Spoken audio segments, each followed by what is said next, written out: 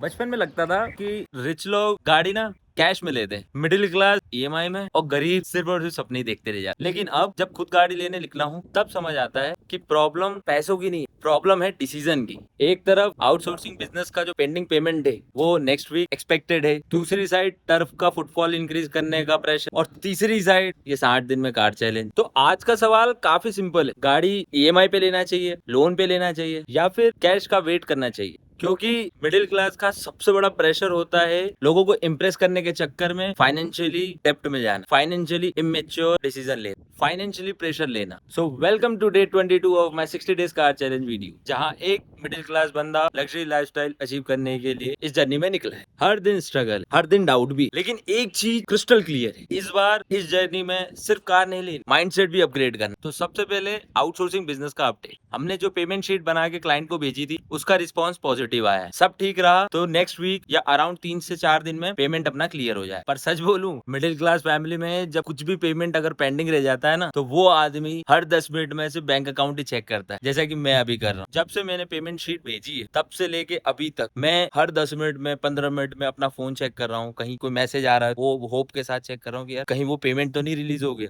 Notification आती है तो लगता है कि पुराना पेमेंट जो बचा हुआ था वो आ गया, पर वो आता क्या है? आता है recharge successful.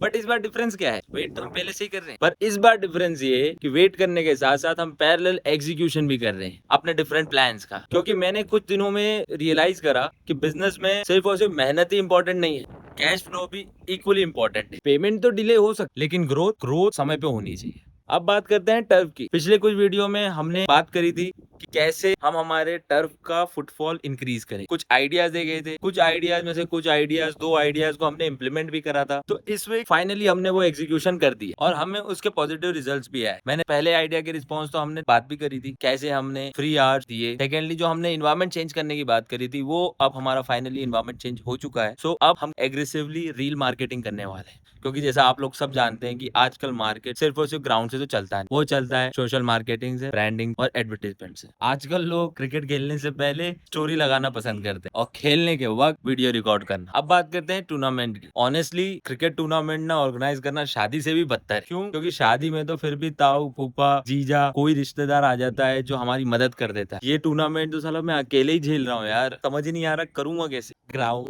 Sponsor, team, club, player, marketing, prizes, पता नहीं और क्या क्या, इन सबको मैनेज करते करते मेरे दिमाग का रैम पूरा फुल हो चुका है और अब माल फंक्शन भी करने लगा। बट एक एक्साइटिंग अपडेट है, हम लोग स्पॉन्सरशिप डिस्कशन पे काम कर रहे हैं। क्योंकि ये बात मैं तो बहुत अच्छे से जानता हूँ कि कोई भी बड़ा इवेंट अकेले आदमी के पैसे से कभी सक्सेसफुल नहीं होगा। वो सक्सेसफुल होगा तो पार्टनरशिप से होगा। शुरू में मुझे लगता था कि स्पॉन्सरशिप लाने के लिए बहुत बड़ा नाम चाहिए, बट ऑनेस्टली अब ऐसा लगता है कि अगर आप कहीं भी वैल्यू ऐड कर रहे हैं, अगर आप कुछ काम बहुत ही ईमानदारी से, ऑनेस्टली तरीके से कर रहे हैं, तो शायद लोग आपके साथ कनेक्ट करते हैं और अपॉर्चुनिटीज खुद ही आती। थोड़ी लेट जरूर आती है पर आती जरूर है। अब आते हैं आज के सबसे main topic, loan versus EMI versus cash, जो मेरा भी पर्सनली बहुत परफेक्ट टॉपिक है। और इस टॉपिक की खास बात ये है ना कि ये एक फाइनेंशियल टॉपिक नहीं, ये फाइनेंशियल टॉपिक के साथ साथ ये मिडिल क्लास माइंडसेट का भी टॉपिक है। सबसे पहले बात करते हैं कैश की। हर मिडिल क्लास का एक ड्रीम है कि एक दिन गाड़ी लूंगा जो होगी फुली कैश, क्योंकि कैश का मतलब है नो टेंशन, नो प्रेशर, ना किसी बैंक वाले के कॉल। बट प्रॉब्लम क्या है, कभी कभी कैश कलेक्ट करते करते अपॉर्चुनिटी हाथ से चली जाती। अब बात करते हैं ईएमआई। ईएमआई बुरी नहीं होती, गलत ईएमआई बुरी होती। अगर ईएमआई तुम्हारी इनकम ग्रो करने में हेल्प कर रही है तो वो इन्वेस्टमेंट है, पर अगर वही ईएमआई आपने किसी को इम्प्रेस करने के लिए ली तो वो फाइनेंशियल ट्रैप। और लोन में मिडिल क्लास को हमेशा शुरू से यही सिखाया गया है कि लोन कभी मत ले। लेकिन रियलिटी क्या है, जो रिच लोग हैं, जो अमीर लोग हैं, वो लेवरेज यूज कर। डिफरेंस सिर्फ इतना सा है, जो गरीब होता है वो लाइबिलिटी के लिए लोन लेता है और रिच एसेट बनाने के। तो अब मेरा कंफ्यूजन क्या है, ईएमआई करूं, लोन लूं या कैश पे लूं? क्योंकि कार तो मेरा सपना है, एक साइड ड्रीम है और दूसरी साइड रिस्पॉन्सिबिलिटी। क्योंकि सोशल मीडिया पे तो सिर्फ और सिर्फ कार दिखाई देगी, उसके पीछे का प्रेशर थोड़ी ना। मैं सिर्फ और सिर्फ कार लेना नहीं चाहता, मैं फाइनेंशियल स्टेबल होके कार लेना चाहता हूँ। मिडिल क्लास फैमिली में एक अलग ही लेवल का प्रेशर होता है। बचपन में हम देखते हैं कि हमारे पेरेंट्स सेक्रीफाइस कर रहे हैं, और जब हम बड़े हो जाते हैं तो हम खुद को प्रूव करने के लिए भागते हैं। हम लोग लग्जरी नहीं,